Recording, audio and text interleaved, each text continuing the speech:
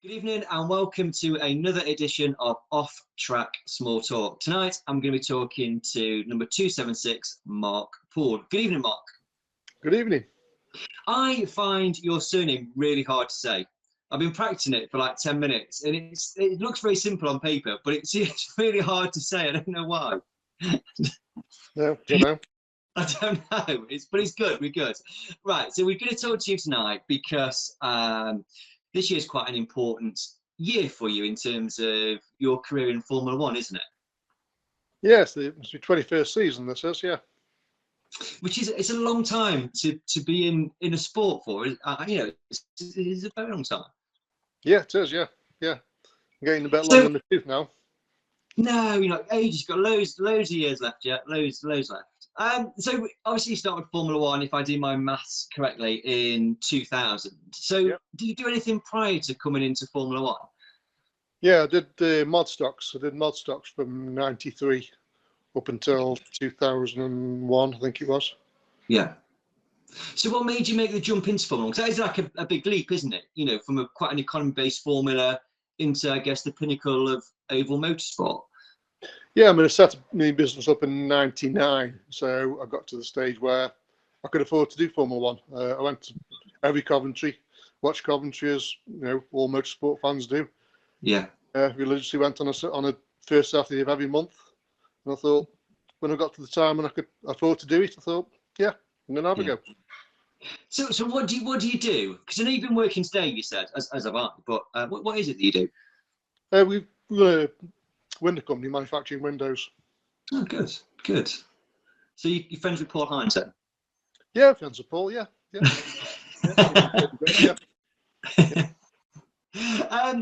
I guess like, we're going to talk about 2021, but looking at last year, did you do a couple of meetings last year? From memory? I had engine trouble. Meeting, my engine didn't go sick. He basically fell out the car. It was beyond repair, to be honest with you. So we took the decision to take the engine out and send it to a refurb. So then I come back out with the car that I suppose it should be a tarmac car, really, and it didn't really work, and the setup was wrong, and I gave up. Okay. Yeah, put it away and start again. Yeah. That's the best idea. So you mentioned shale and tarmac. So I guess I know you as predominantly somebody who races on shale. So with the closure of Stoke and Bellevue, were you kind of concerned about what the sport looked like for you? Yeah, obviously. I mean, especially Bellevue.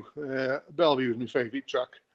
Well, there's always been talk of Bradford coming back, which is good. I'd only ever raced Bradford once, and that was in the Robin Alliance in the last wheel final that was run there.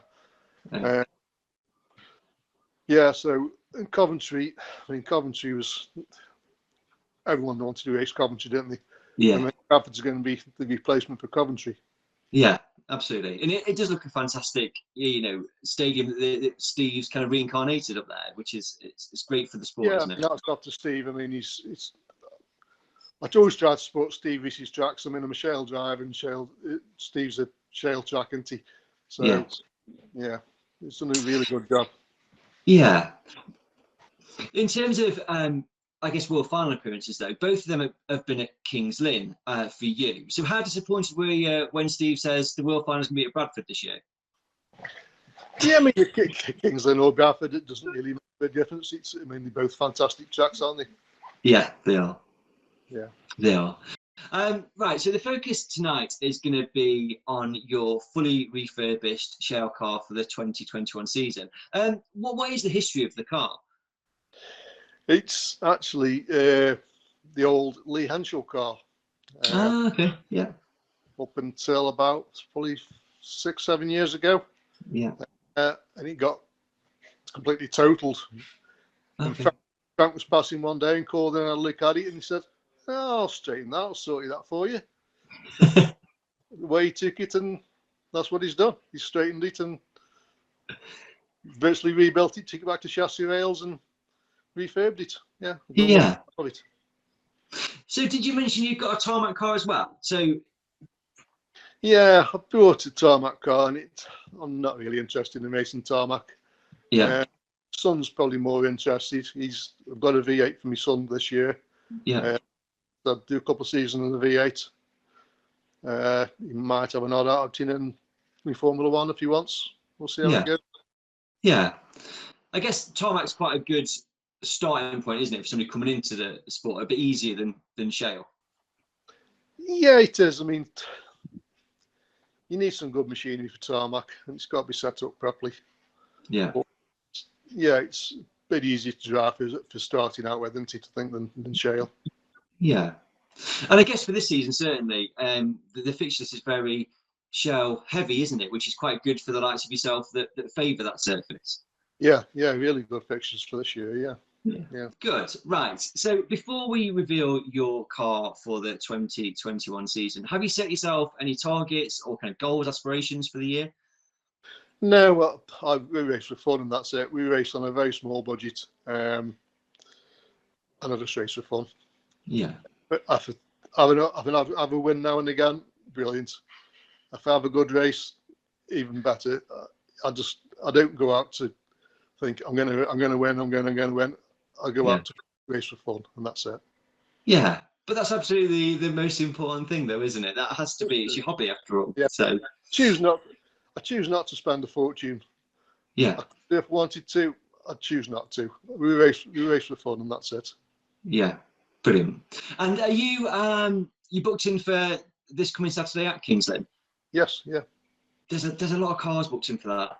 Yeah, I won't be in the new car, unfortunately. I'll be in the Old Faithful. Ah, okay.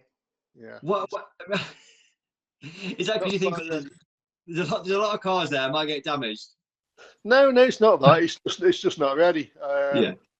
I've been trying to concentrate on trying to get my son's V8 out, get him out for the start of the season. So sort of stop doing it to get that finished for him. Yeah. And I've just put the other one back together just so I can go race Kingsland, basically. Yeah, lovely. Brilliant. Right, Mark. Okay, so we're now going to reveal your car for the 2021 season. So over to you. This is my new car for 2021 season. I'd like to thank everyone that's helped me over the years. Darren Clark, Rich Masterson, who's a big help to the team, my son Daniel, and everybody else that's helped me. Thank you very much.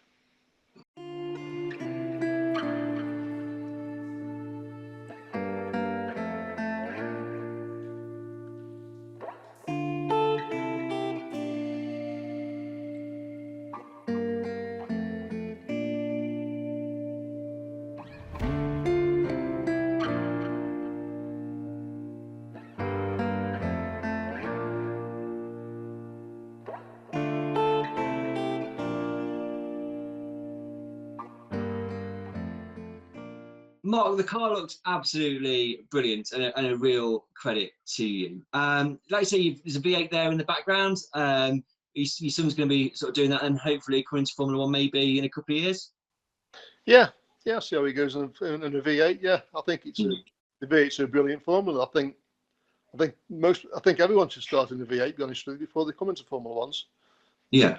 Learn your track craft in a V8 and then have a Formula One. Yeah.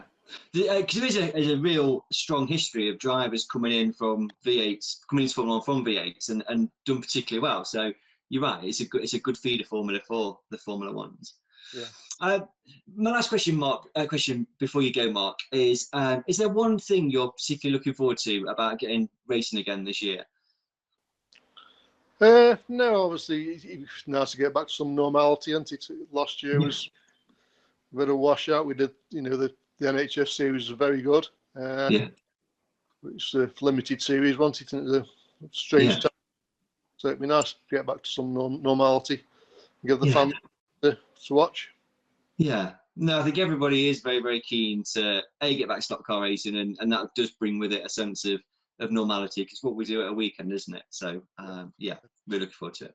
Mark, thank you very much for your time this evening, and I'll see you at Kingsland in a few days' time. Thank you very much. Brilliant. Thank you. Cheers. Cheers. Bye.